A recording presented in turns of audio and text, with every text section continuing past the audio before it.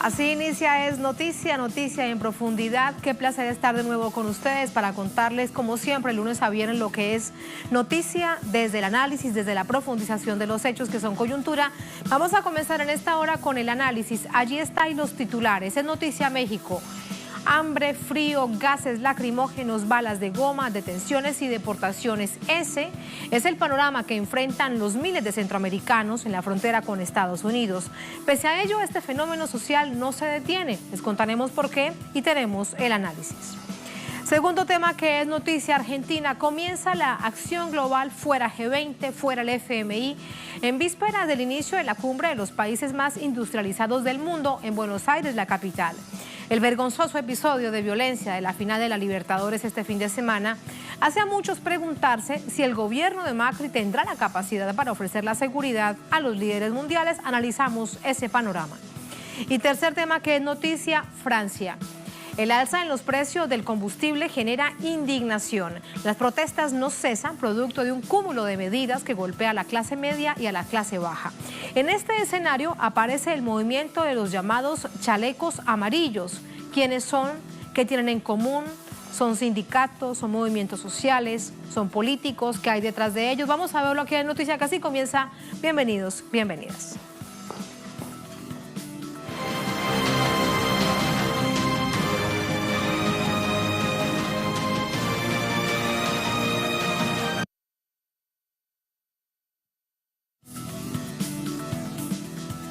En Noticia México, con gas lacrimógeno y con balas de goma fueron reprimidos al menos 500 personas de la caravana migrante por parte de la patrulla fronteriza estadounidense cuando intentaban cruzar el límite entre ambos países.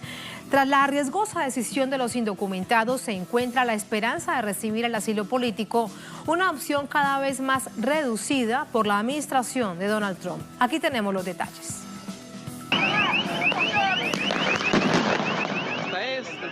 El ataque tuvo lugar en el paso fronterizo de San Isidro, uno de los más transitados puntos de entrada a Estados Unidos desde México. El paso fue temporalmente cerrado tras el intento de irrupción de al menos 500 centroamericanos. La violenta respuesta de la patrulla fronteriza estadounidense dejó un saldo de 4 heridos. Según el medio local La Jornada, del lado mexicano, fueron detenidas 36 personas, todos hondureños. Mientras, del lado estadounidense, fueron apresadas 73, que habían logrado cruzar la franja limítrofe al burlar el muro divisorio a través de un hueco, saltar las vallas y correr por un lecho del río seco. La patrulla fronteriza estadounidense informó que desplegará más agentes en esa área, custodiada por 1.600 uniformados. Por su parte, el presidente Donald Trump amenazó mediante un tuit con cerrar la frontera de su país con México de manera permanente, en caso de necesidad. Trump insiste en catalogar a los migrantes de criminales absolutos y aseguró que no entrarán a su país. Entre tanto, el Instituto Nacional de Migración de México señaló que tras el hecho, 98 personas fueron deportadas. Otros 1.906 extranjeros que formaban parte de la caravana migrante habrían retornado a sus países con asistencia del INAMI, tras solicitarlo de manera voluntaria del 19 de octubre a la fecha. Los más de 7.000 migrantes centroamericanos que buscan llegar a los Estados Unidos lo hacen con el objetivo de solicitar asilo en ese país, una opción que Trump ha reducido en opciones para desincentivar a los solicitantes. El asilo o refugio se da a personas que ya estén en Estados Unidos y que no puedan o no quieran regresar a su país de origen porque son perseguidos o tienen un temor fundado de ser perseguidos debido a su raza, religión, nacionalidad, pertenencia a un grupo social en particular o por sus opiniones políticas. Para solicitar el estatus de asilado o refugiado, el migrante debe llenar una planilla dispuesta en el portal de US Immigration Support y pagar $59.99 por el trámite. Sin embargo, esta no es una opción para los migrantes centroamericanos. Su poder adquisitivo no les permite costear la diligencia y una orden presidencial firmada en noviembre que impide que esta protección sea concedida a quienes accedan al país de forma irregular, liquida toda posibilidad. En medio de este complejo panorama para los migrantes centroamericanos, una nueva caravana partió la semana pasada desde El Salvador. Se trata del tercer grupo de salvadoreños que abandona su patria para sumarse a este fenómeno social en busca de una mejor vida. Vamos a seguir sumando información, por eso nos vamos a Tijuana, hasta México, en la frontera con Estados Unidos. Está Alina Duarte. Alina, muy buenas noches. Preguntarte la situación allí, particularmente en estos lugares en donde se mantienen esta cantidad de migrantes, a donde siguen llegando, según las informaciones de medios locales centroamericanos. Muy buenas noches, buenas tardes para ti. Muy buenas tardes, exactamente, muy buenas noches, Tatiana. Como bien lo comentas, esta es la ciudad a donde ha llegado durante las últimas semanas, durante las últimas 2 semanas, más de 5,000 migrantes centroamericanos, pero sin embargo es una ciudad que transcurre dentro de lo cotidiano, una ciudad bastante violenta que sin embargo se trata de mantener en esta tensa calma durante las últimas semanas entre las fricciones de la población que no sabe cómo reaccionar ante la llegada de los centroamericanos, pero también las muestras de solidaridad, Tatiana, esas son constantes, de la gente llegando al albergue, la gente apoyando a los migrantes en condiciones totalmente deplorables. Una vez que entramos a este albergue, es una situación caótica en donde vale la pena preguntar en dónde están las autoridades estatales, locales, federales, porque eso no se ve ahí. Son cerca de 24 mil migrantes, son 8 regaderas para niños, mujeres, adultos mayores que han llegado hasta esta ciudad. El día de ayer todo comenzó como una protesta, una marcha que se dirigía hacia el cruce fronterizo entre México y Estados Unidos.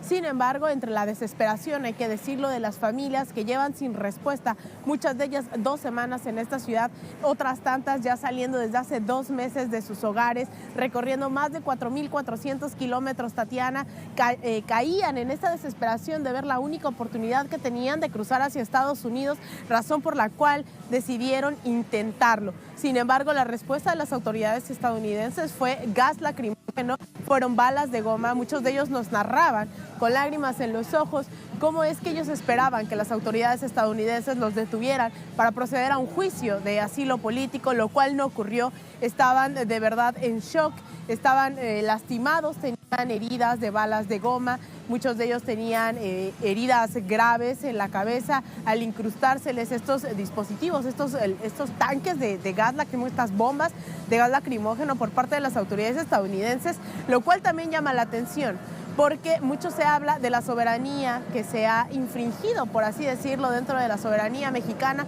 pero pocos este tipo de agresiones que cruzaban precisamente la frontera hacia México. Muchos de ellos, es bastante triste, hoy lo que ha marcado la jornada dentro de los migrantes ha sido esa desesperación, esa frustración y esa resignación. Muchos de ellos están decidiendo, son decenas de ellos los que están optando por tomar como una opción las salidas que ofrece el Instituto Nacional de Migración de regreso voluntario a sus países. Esto lo están haciendo, ya no pueden más, están desesperados, insisto, decenas de ellos ya están aceptando esta ayuda del gobierno mexicano para regresar a sus países, lo cual podría tardar entre 2 días y 1 semana. Tatiana. Hay toda esta información, qué complejo panorama, y de hecho muchas preguntas aún sin respuesta que planteamos con nuestro invitado. Gracias, Alina. Muy buenas tardes para ti, buenas noches. Nuestro invitado, Bernardo Méndez, él es director ejecutivo de América Sin Muros, Fundación Promigrante con sede en Ciudad de México.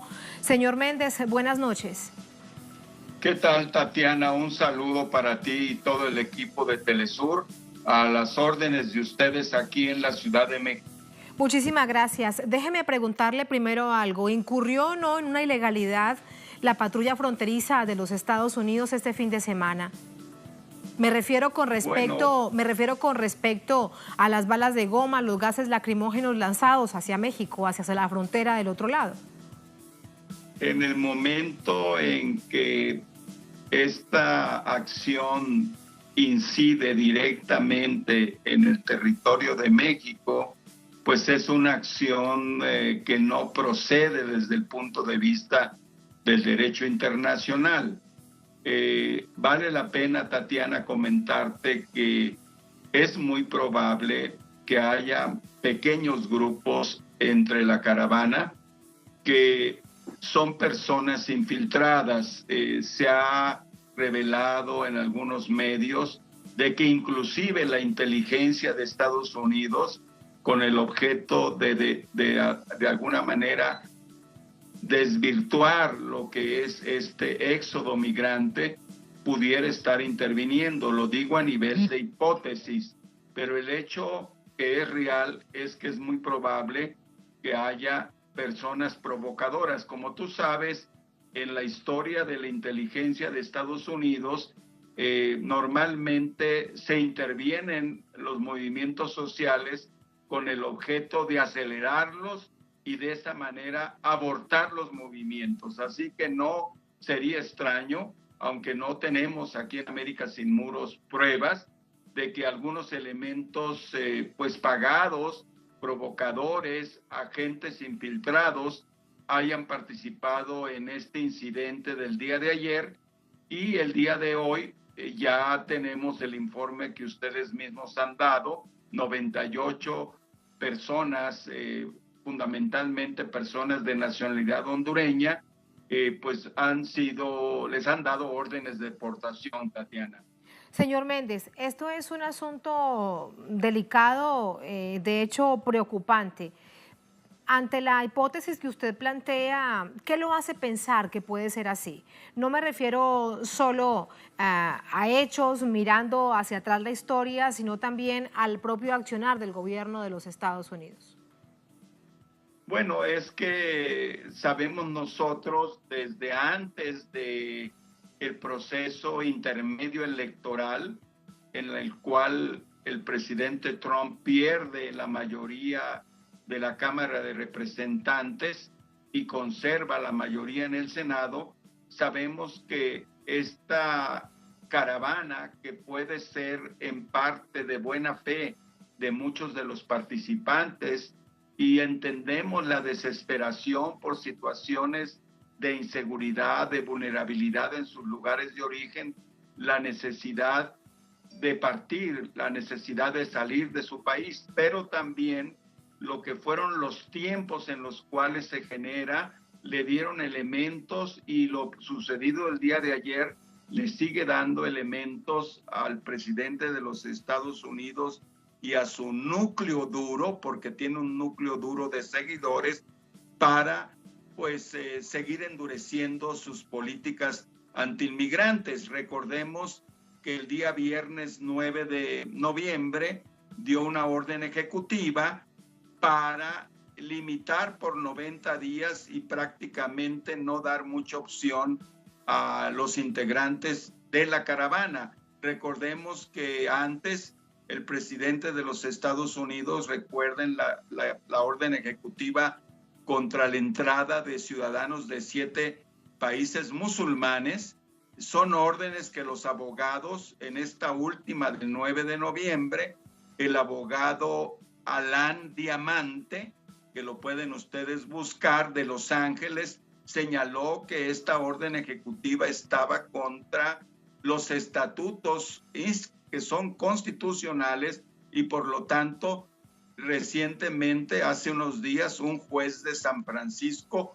bloqueó la orden ejecutiva porque son órdenes que van más allá de lo que es los estatutos constitucionales de refugio, que no piden que las personas entren legalmente, que es lo que en la orden ejecutiva, para limitar y blindar totalmente la posibilidad de entrada, el presidente Trump hizo esta orden que supuestamente es por 90 días. Quiero manifestarte también, Tatiana, de que las estadísticas con las que contamos del total de solicitudes aceptadas, que normalmente se acepta a no más de un 10 a 12%, y con esta situación de la orden ejecutiva y que se ha concentrado todo en una entrada en Tijuana, Baja California, nosotros como América Sin Muros habíamos sugerido a algunos de los integrantes de las caravanas que se redistribuyera por varios puntos de entrada para que no se complicaran las cosas en una sola frontera, donde además ha habido incidentes con la población local, en el caso de Tijuana. Así que pues el panorama es complicado, Tatiana, desde el punto de vista de los mexicanos. Una gran mayoría de nosotros pensamos que están en su derecho. Nos gustaría en América Sin Muros ver un acuerdo, ver una negociación, ver una reunión donde también participaran los mandatarios, principalmente de Honduras, El Salvador y Guatemala, desde donde vienen pues más del 80 hasta 90% de los transmigrantes, que son 400,000 al año, y que en estos momentos, por las condiciones sociales y de violencia en sus países de origen, se están quedando en México. Entre el 40 y el 50% de los que vienen pues transitando con el fin de llegar a Estados Unidos. Creo yo que la opción de Estados Unidos pues está prácticamente negada para una inmensa mayoría de los que vienen en las caravanas, Tatiana. Ese es un punto importante, señor Méndez, producto de la experiencia de la organización que usted preside, de América Sin Muros. ¿Cuántas solicitudes de asilo en realidad podrán ser aceptadas en este momento? En lo que se refiere a Estados Unidos, se están procesando en Tijuana, de acuerdo con la autoridad migratoria de Estados Unidos, un promedio de 40 solicitudes, de las cuales muy probablemente por los históricos que contamos, el 90% serán negadas, además con una espera promedio para recibir esa respuesta que, repito, será negativa. El tiempo de espera es de aproximadamente de 4 a 5 meses y pudiera ser que pues esto signifique quizás una espera mayor. Así que pues las condiciones para estar en Tijuana implicarían una mayor acción de parte del gobierno federal. El gobierno local de la ciudad no tiene capacidad para responder. El gobierno estatal no lo ha hecho. Y como estamos a 6 días del término del gobierno del presidente Peña Nieto, es una situación que se le está cargando al presidente entrante López Obrador. Inclusive llega el presidente Andrés Manuel López Obrador con esta problemática, con este fenómeno social dentro de México, y allí me queda una pregunta por hacerle. También en términos legales, pero en términos de carácter político y de humanidad, la visión que usted tiene con respecto a las deportaciones que comienza a hacer México de estos migrantes hacia sus naciones de origen, hacia sus países, hacia Honduras o Guatemala o El Salvador.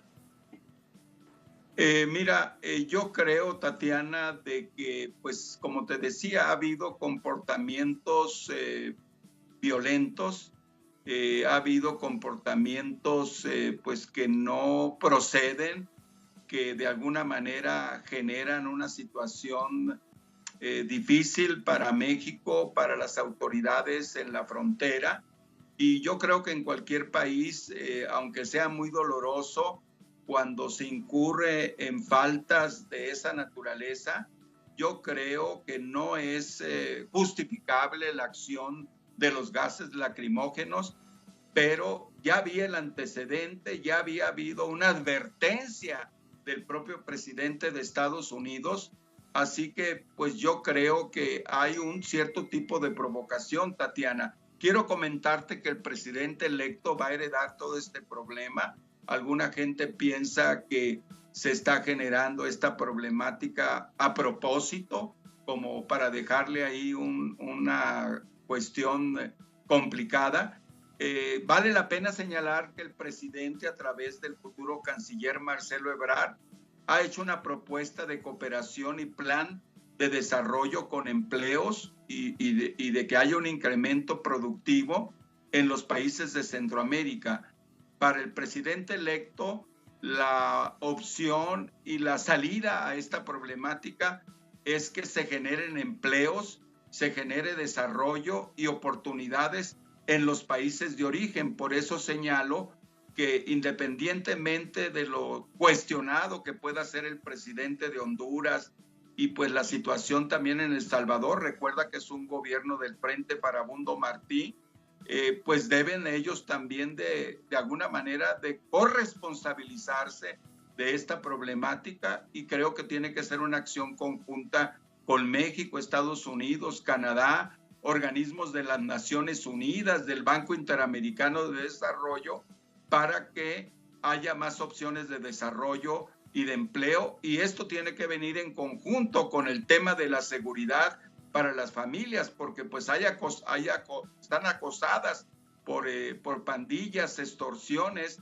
que de alguna manera pues limitan sus opciones, y esto tendrá que cambiar para que ellos puedan trabajar en sus países de origen. Los que se queden en México, hay una política del gobierno que está por salir, pero hay una política donde ya más de 3,300 han hecho sus solicitudes de refugio. Así que pues México está abierto para que los que se quieran quedar obtengan su estatus de refugiado, Tatiana. Claro, con esa reflexión que usted hace es que si así fuese, si hubiese empleo, si tuviesen la forma, el dinero para sobrevivir y la seguridad, no estaría sucediendo todo esto. Ojalá que realmente se llegase a ese momento para comenzar a saldar esa deuda histórica que tanto exigen estas poblaciones que se han movilizado. Muchas gracias, señor Méndez, por ese análisis. Muy interesante. Dígame.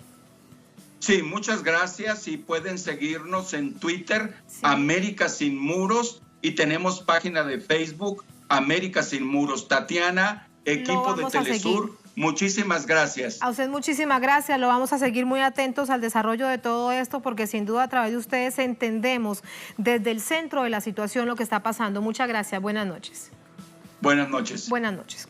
Así nos vamos a la primera pausa en esta emisión de Es Noticia. Al volver, seguimos en América Latina, Es Noticia Argentina. Comienza la acción global Fuera G20, Fuera el FMI, en vísperas del inicio de la cumbre de los países más industrializados del mundo en Buenos Aires. El vergonzoso episodio de violencia de la final de la Libertadores de este fin de semana hace a muchos preguntarse, plantearse si el gobierno del presidente Macri tendrá la capacidad de ofrecer seguridad a los líderes mundiales. Analizamos este panorama al volver en Es Noticia.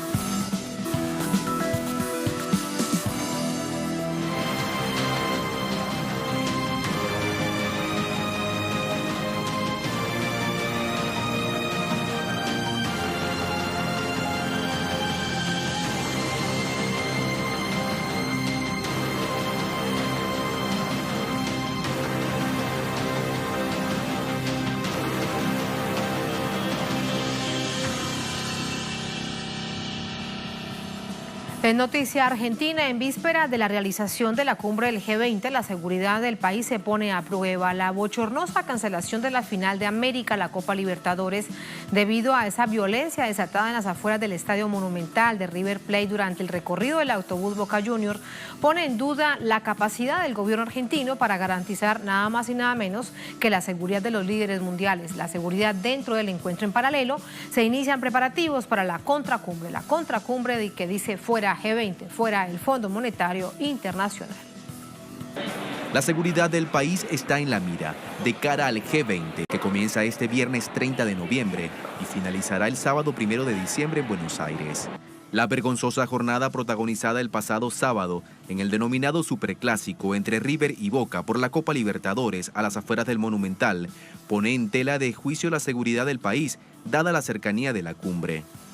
Este lunes la policía desató una serie de operativos para dar con los supuestos responsables del mal funcionamiento de la seguridad del evento, que contaba con la presencia de diferentes fuerzas del orden público y que a pesar de ello dejó al menos 29 detenidos y varios jugadores heridos. Los hechos provocaron la renuncia del ministro de Seguridad de la ciudad de Buenos Aires, Martín Ocampo, debido a los fuertes cuestionamientos que recibió por parte del gobierno nacional. En simultáneo con la cumbre, el pueblo organizado se hará sentir con la Semana de Acción Global Fuera G20 FMI. Se prevé el desarrollo de diversas actividades a lo largo de la semana para cerrar el viernes y sábado con la Cumbre de los Pueblos, en la sede de la Facultad de Ciencias Sociales, en la Universidad de Buenos Aires y la Plaza de los Dos Congresos. Las actividades abordarán temas de economía, género, migración, trabajo sindical, salud, política, derechos humanos, cooperación entre los pueblos y los efectos negativos del imperialismo y el FMI en el mundo y América Latina. Además, se realizarán reuniones de redes internacionales, movimientos del ALBA, Red Mundial de Abogados por la Soberanía Alimentaria, Encuentro Sindical Nuestra América y de las plataformas regionales contra los tratados de libre comercio. El jueves 29 de noviembre se realizará la lectura de la declaración de la confluencia Fuera G20 FMI y la Fiesta de los Pueblos con diversos artistas. El viernes 30, fecha en que se inaugura la cumbre del G20, está convocada la Jornada Nacional contra el G20 y el FMI, que contempla masivas marchas en todo el país. La cumbre del G20 reunirá por su parte al bloque de los países más poderosos del mundo. Se verán las caras los mandatarios Donald Trump, Vladimir Putin, Xi Jinping, Emmanuel Macron, Theresa May y Angela Merkel, entre otros. El evento reunirá un total de 19 naciones, más la Unión Europea, quienes suman el 85% del Producto Bruto Global. Sin duda, imperdible todo lo que sucederá allí en Buenos Aires en los próximos días. Hasta allá nos vamos con Edgardo Esteban, nuestro corresponsal permanente. Hola Edgardo, muy buenas noches. Debo sin duda que comenzar por el principio del informe que teníamos en pantalla. ¿Cómo se va a desenmarañar esta situación de seguridad para la final de la Copa Libertadores que tiene a todo el mundo futbolero del continente en ascuas? Tatiana, un saludo para ti y para toda la audiencia. Qué difícil a veces hablar de Argentina. A veces preguntan qué es el peronismo y es difícil de explicar que Carlos Menem era peronista o que Néstor Cristina Fernández de Kirchner también viene del peronismo. Y también lo que es este país violento, lo que significa en las cosas cotidianas, ¿no? Hoy se hacía una marcha en repudio al asesinato de dos referentes de los movimientos sociales, uno en la provincia de Buenos Aires, otro en la provincia de Córdoba, asesinados por la espada, por efectivos de seguridad. Es decir, la violencia es una cosa que va creciendo y que es permanente, que genera preocupación. Con el tema de River y Boca y lo que pasó el sábado y domingo pasado, hay que tener en claro una cosa. El presidente hoy no quiso hablar del tema, se hizo distraído, pero hay que tener en claro que Mauricio Macri fue presidente de Boca Juniors, que conoce muy bien las mafias que hay dentro del entorno del fútbol y que tiene que explicar por qué Martín Ocampo, familiar, tiene una relación directa con el presidente de Boca, Angelici, de alguna forma liberó la zona de los incidentes, más allá de los hechos de corrupción, más allá de la plata y las entradas que tenía la entrada de River.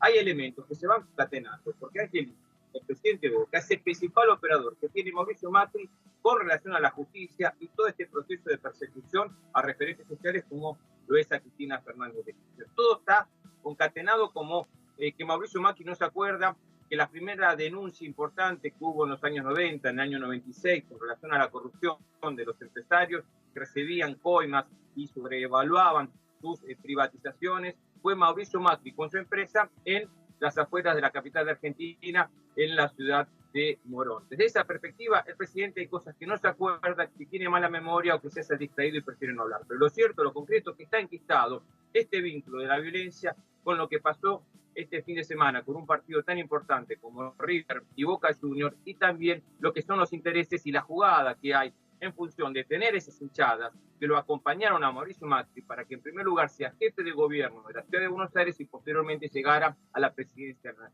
¿Cómo lograba esa prebenda? Con las entradas, con los estacionamientos y con todo lo que es el circuito, lo que aquí se llama arbolitos, que venden dólares de forma clandestina en la principal avenida peatonal que tiene Buenos Aires, la calle Florida, y que son de la hinchada o de la barra brava de Boca. Desde esa perspectiva realmente se marca una situación compleja porque se está buscando culpables dentro de un circuito y un sistema que la corrupción está concatenada entre la política y lo que es el fútbol como una herramienta para poder crecer o para poder operar en lo que es la política, en lo que significa el crecimiento de la estructura y el respaldo para tener objetivos claros como el que logró Mauricio Macri de llegar a la presidencia de Venezuela. Hay expectativas por lo que va a pasar esta semana, porque va creciendo lo que es la seguridad. Hay más de 22.000 efectivos que van a blindar la ciudad de Buenos Aires, que va a estar cerrada sus principales autopistas, que va a haber los aeropuertos cerrados, no va a haber ni vuelos de cabotaje ni vuelos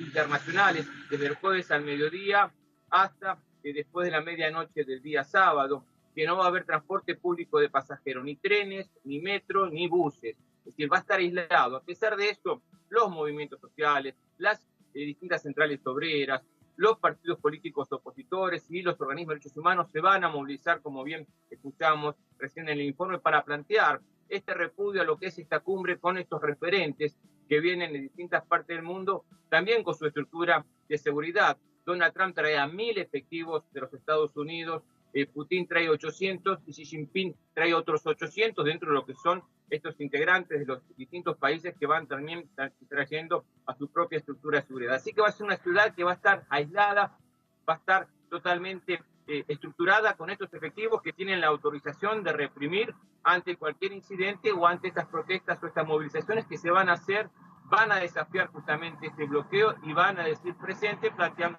justamente esta lucha por lo que significa este momento complejo que vive la Argentina con relación a lo que es el acuerdo con el Fondo Monetario Internacional, que hoy elogió al gobierno de Mauricio Macri, pero que también está marcando esta situación de ajuste, de recesión y de persecución también a referentes por parte de estas políticas neoliberales que está teniendo el gobierno actual de derecha que tiene la República Argentina. Así que hay mucha expectativa y mucha atención y que seguramente va a seguir creciendo a partir, bueno, de todo lo que significan las distintas actividades que continúan mañana en un estadio de fútbol con referentes políticos, sociales y también de los organismos de derechos humanos y que van a estar principalmente los días jueves y viernes cuando comience a movilizarse toda esta cumbre, pero que también marca una alternativa a lo que significa esta protesta social que va a decir el presidente. Y un dato que no es menor, hoy hubo paro en los trabajadores de las aerolíneas argentinas.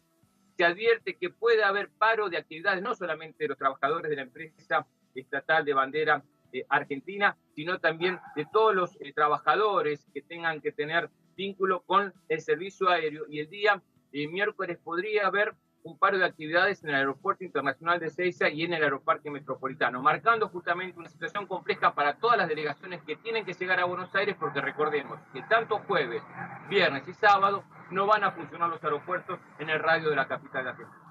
Una situación que genera muchísima expectativa. Mira, con lo que comenzábamos, ¿en dónde has terminado para expresar el nivel de tensión social que hay, que de alguna manera también se expresaba en ese estadio de fútbol, y veremos cómo finalizará una semana después todo esto? Gracias, Edgardo, muy buenas noches.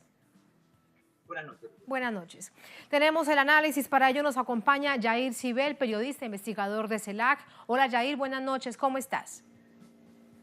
Hola Tatiana, muy bien, un gusto poder estar hablando contigo. Igualmente, gracias a ti por acompañarnos. Yair, la agenda de esta llamada contracumbre, que aunque finalizado el primer foro de pensamiento crítico, muchos lo calificaban ya de contracumbre, siempre se dijo que no sería así, que ya vendría una agenda explícita de la contracumbre. La pregunta es, ¿hasta dónde realmente podrá avanzar esta contracumbre, todas estas actividades que hay con esa agenda tan cargada de eventos, con ese nivel de seguridad que se prevé?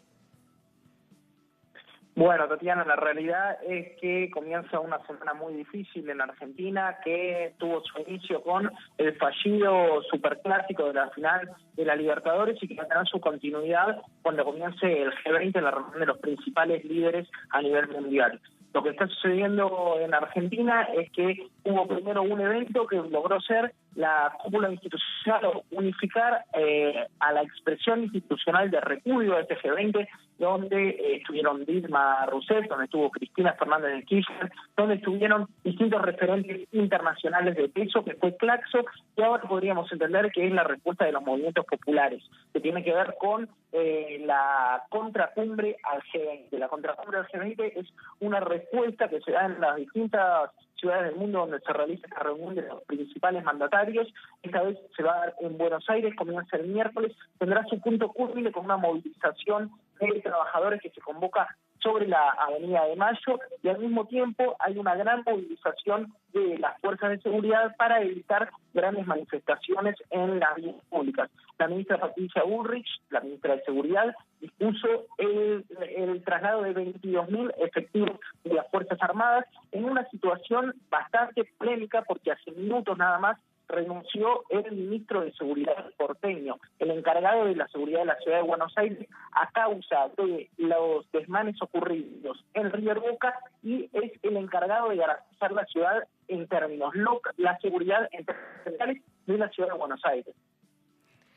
Y ahí vemos toda esta situación. Mientras nos estás ofreciendo el análisis, teníamos las imágenes que dan cuenta de la gran cantidad de movilizaciones de organizaciones sociales, las expresiones que se dan en las calles durante todo este año 2018. Y eso es lo que se prevé para esta semana. Paradójico, Yair, que sea este el panorama en una ciudad que va a recibir nada más y nada menos que a los líderes de las naciones más industrializadas del mundo para hablar de beneficios para el pueblo, de la eliminación de la pobreza, de apoyos a la educación, a todas estas cosas sobre las que el pueblo necesita respuesta, pero que en este momento el pueblo argentino sabe cómo ha sido.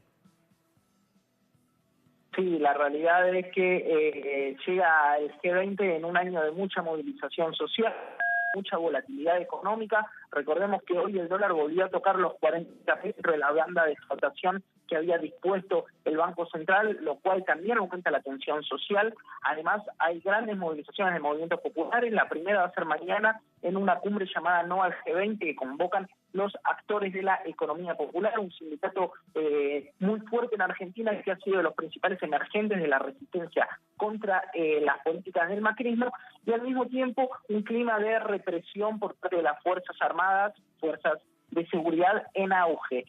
La semana hubieron 2 asesinatos de militantes populares y en el día de hoy se detuvieron a los padres de Rafael Nahuel, el joven mapuche asesinado un año atrás en la misma zona que Santiago Maldonado. La realidad es que Patricia Bullrich representa el ala más dura, más represiva dentro del gobierno de Macri, ha instalado una política de gatillo fácil, de represión directa a los movimientos sociales, y ese es el clima con el que llegamos a fin de año, a un fin de año caliente, quizá el fin de año más caliente de los que ha tenido que afrontar Macri, que también su gobierno está repleto de internas.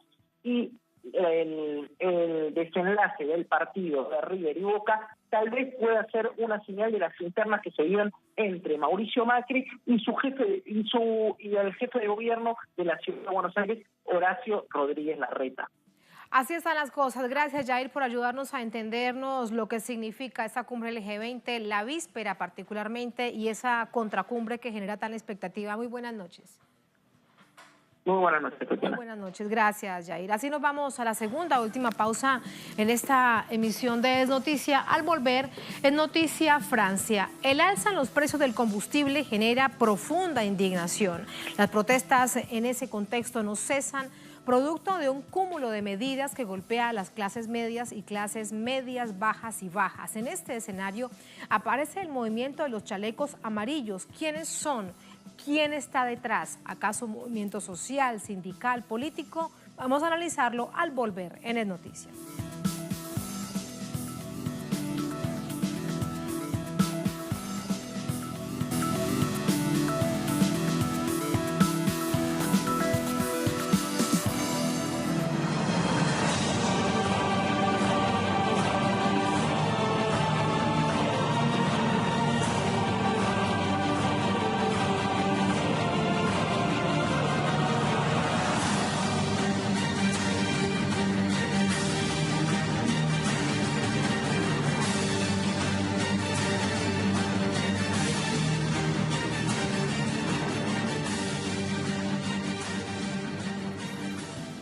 En Noticia Francia, sectores populares se movilizan. Pasaba también este fin de semana como medida de protesta contra el aumento no consultado del combustible y otras enmiendas, otras decisiones que integran el proyecto de ley de finanzas impuesto por el gobierno del presidente Emmanuel Macron, el cual será aplicado desde inicio del próximo año. ¿Quiénes se organizan para enfrentar estos cambios? Aquí tenemos la información. Unas 8.000 personas manifestaron este sábado en los Campos Elíseos, en París, mientras que otras 23.000 salieron a las calles en distintas localidades de Francia para exigir la baja de los impuestos mencionados en el Plan de Finanzas 2019. Alrededor de 3.000 policías fueron desplegados a nivel nacional para reprimir las protestas. El resultado, más de 130 detenidos, 24 heridos y una persona fallecida desde el inicio de las movilizaciones. El movimiento denominado Los Chalecos Amarillos se organizó desde el pasado 17 de noviembre para hacer frente a las políticas de Emmanuel Macron, que han generado un visible descontento en la población por promover impuestos excesivos, pensiones y jubilaciones insuficientes. El movimiento se ha extendido y se organiza para la creación de una asamblea ciudadana. Ahora hay un movimiento, así que hago un llamado a las personas que se quejan todo el tiempo para que se unan a nosotros. Vamos a hacer que las cosas sucedan. Ya no es posible. Tenemos la espalda contra la pared y el 2019 parece que va a ser horrible, dramático. Hay personas mayores que no están comiendo por la noche porque no pueden costearlo. Hay personas desempleadas e incluso personas que trabajan hasta el 15 del mes y están en sus sobregiros. Ya estamos diciendo lo suficiente. Podemos encontrar respuestas.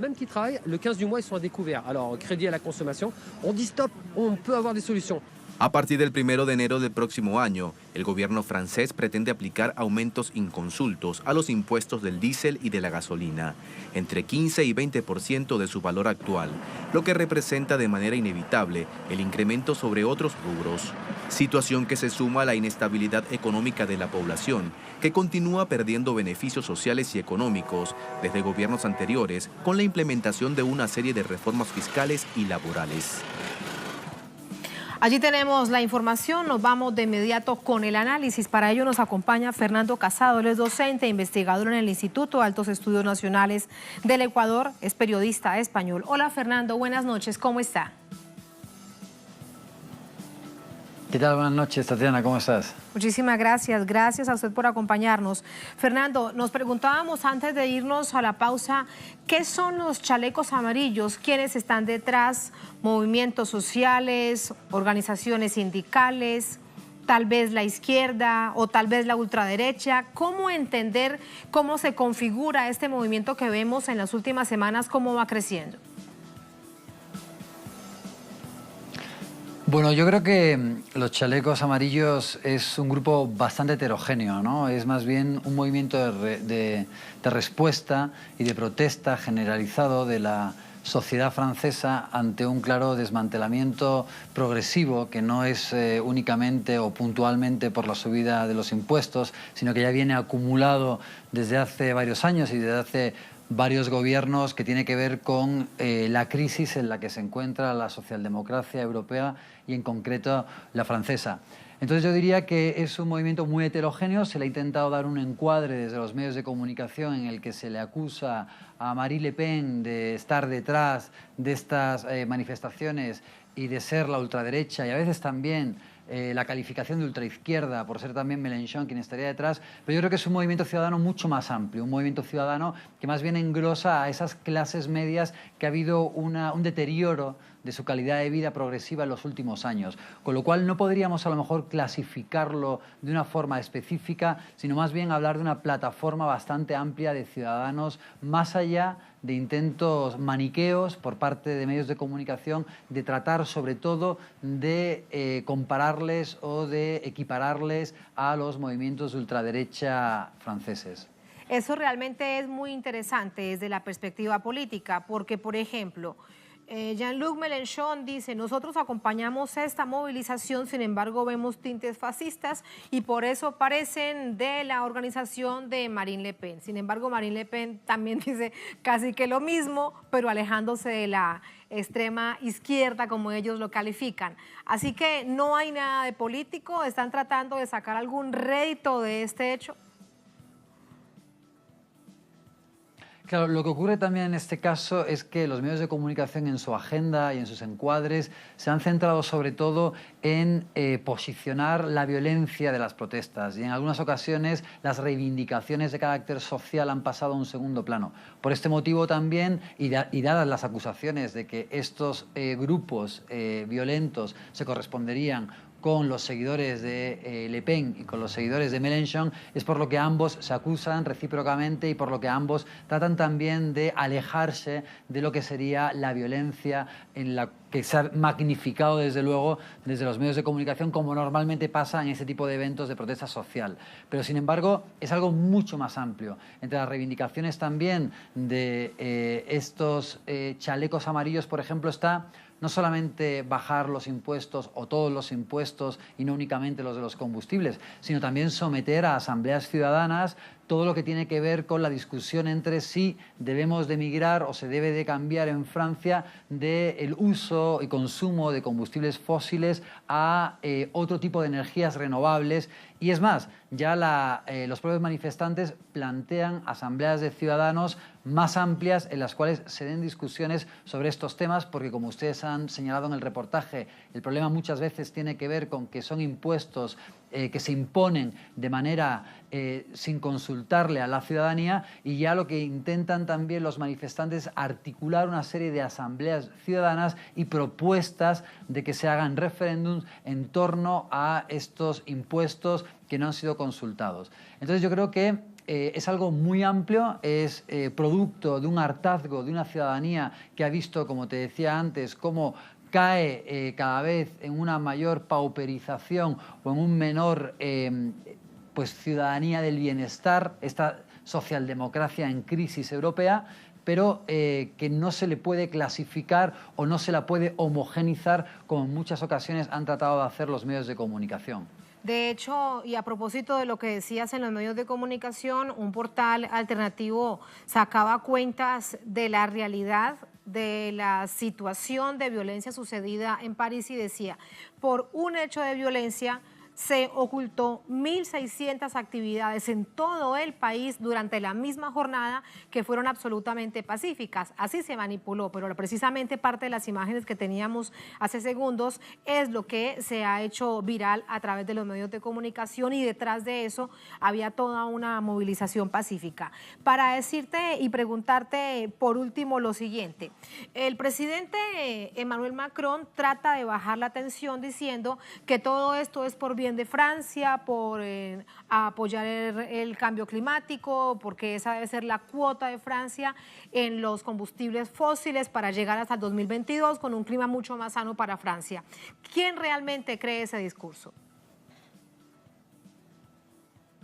Bueno, sin duda esta es la excusa un poco para tratar de justificar una subida de impuestos. Sin embargo, la medida no ha sido de carácter progresivo, que es como deben de ser en un estado de bienestar la imposición de este tipo de tasas. Es decir, ¿quiénes son los que más contaminan? ¿La ciudadanía que consume este tipo de combustibles o son también las industrias francesas? ¿Quién debería hacer de alguna forma el pago por este tipo de impuestos, sobre todo enfocados a las materias no renovables? Pues seguramente veríamos que son las grandes industrias y que son las grandes empresas que son las que más contaminan, ¿no? Lo cual no quiere decir que no se inicie, que es muy importante también, una discusión sobre el uso de los combustibles fósiles también en carros y en el consumo normal en la gasolina. Sin embargo, la imposición de este tipo de impuestos, en realidad a quien más grava y a quien más afecta es a la ciudadanía. Con lo cual, aunque ha intentado disfrazarse o se ha intentado de utilizar la excusa de que esto en principio sería por el bien del medio ambiente, el problema de la medida es precisamente su falta de progresividad. Tienen que ser, obviamente, quienes más contaminan, quienes más paguen, pero normalmente es el gran capital en todo este tipo de medidas que se están aplicando el más beneficiado, y el más perjudicado, sin embargo, es la ciudadanía, como claramente se ocurre en este caso. Y desgraciadamente esa crisis de la socialdemocracia y del estado de bienestar europeo y francés tiene mucho que ver con que la ciudadanía sea quien más aguante la carga de las restricciones o de los paquetes liberales, y a quienes más se les beneficia son a los grandes capitales. La lógica del capital. Fernando, gracias por ese análisis. Muy buenas noches. Gracias a ustedes por la invitación. Gracias a usted. Gracias también a todos ustedes por habernos acompañado. Ponemos punto final a esta emisión de noticias. Cerramos nuestra pantalla tradicional. Nos quedamos en redes sociales. @NoticiaTelesur, @TatianaTelesur. Durante esta jornada, otro hecho fue noticia. Muy pendientes de eso. Así finalizamos. Hasta mañana.